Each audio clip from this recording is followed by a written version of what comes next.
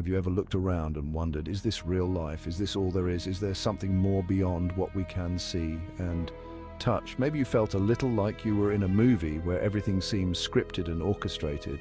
Well, some very smart people have wondered the same thing. They have spent years pondering this very question.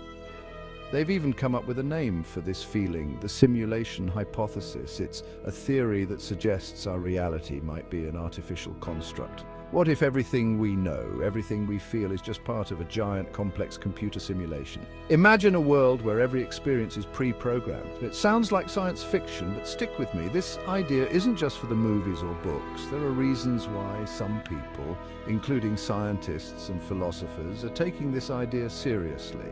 They argue that the advancements in technology make this hypothesis plausible. We're talking about a simulated reality so real that we, the simulated beings within it, can't tell the difference. It's like living in a dream that feels completely real. Think of it like a super advanced version of the Matrix. A world where every detail is meticulously crafted to mimic reality.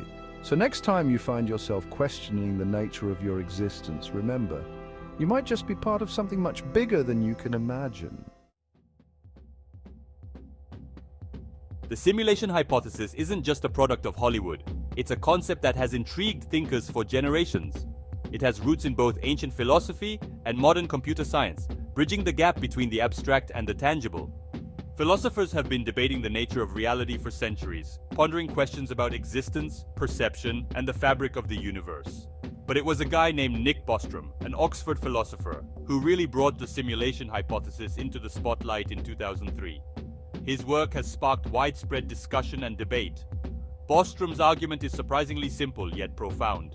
He suggests that if civilizations continue to advance technologically, they will likely create incredibly realistic simulations of their ancestors.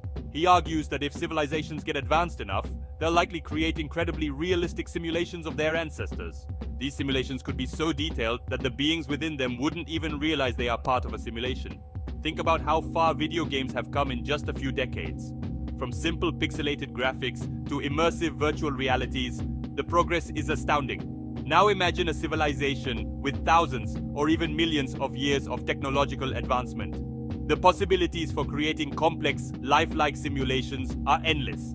It's not that far-fetched to think they could create a universe simulation. In fact, some scientists believe that we might already be living in one, raising profound questions about the nature of our existence and the universe itself.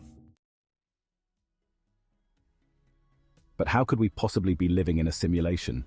It's a question that has intrigued philosophers, scientists, and technologists alike. The idea that our reality might be an elaborate digital construct is both fascinating and unsettling. One argument centers around the incredible advancements in computing power we've seen over the past few decades. The rapid pace of technological progress has been nothing short of astonishing. Moore's law, which states that computer power doubles roughly every 2 years, is a testament to this progress. This exponential growth has transformed our world in ways we could never have imagined.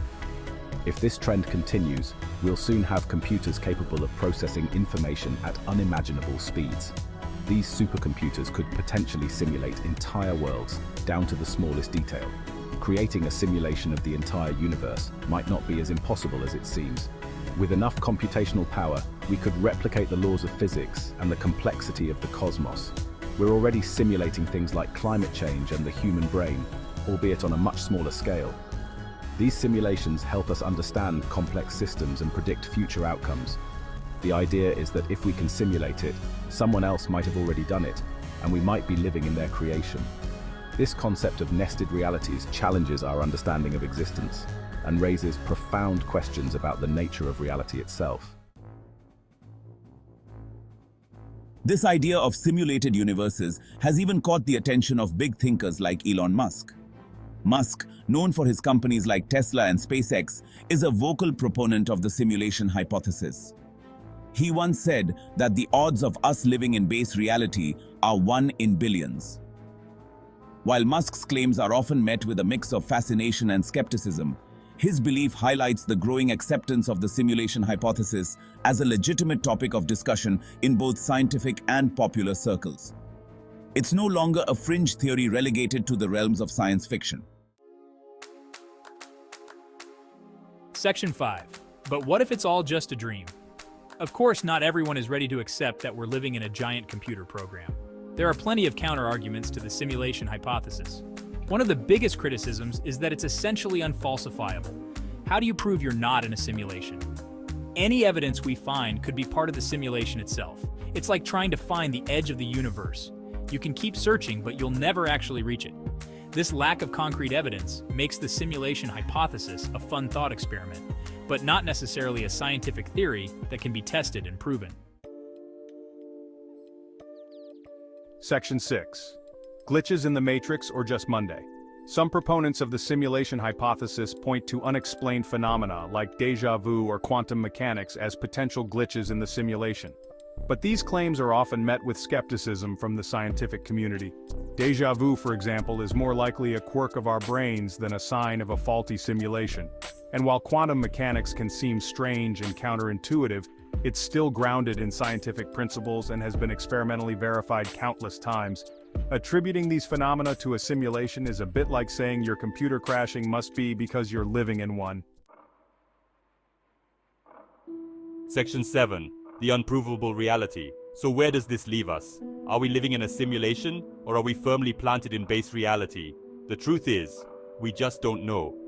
The simulation hypothesis is a fascinating thought experiment that forces us to confront our assumptions about the nature of reality. It makes us question the limits of technology and the very fabric of our existence. But without concrete evidence, it remains just that, a thought experiment. It's a bit like debating the existence of God. You can argue for or against it, but ultimately it comes down to faith. Section 8. Free your mind. Whether we're living in a simulation or not, one thing is certain.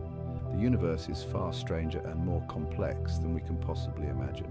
From the vastness of space to the bizarre world of quantum mechanics, there's still so much we don't know. So the next time you find yourself looking up at the stars or pondering the nature of your own existence, remember the simulation hypothesis. It might not be provable, but it's a reminder to keep an open mind and never stop questioning the nature of reality itself. Who knows, maybe one day we'll have our answer.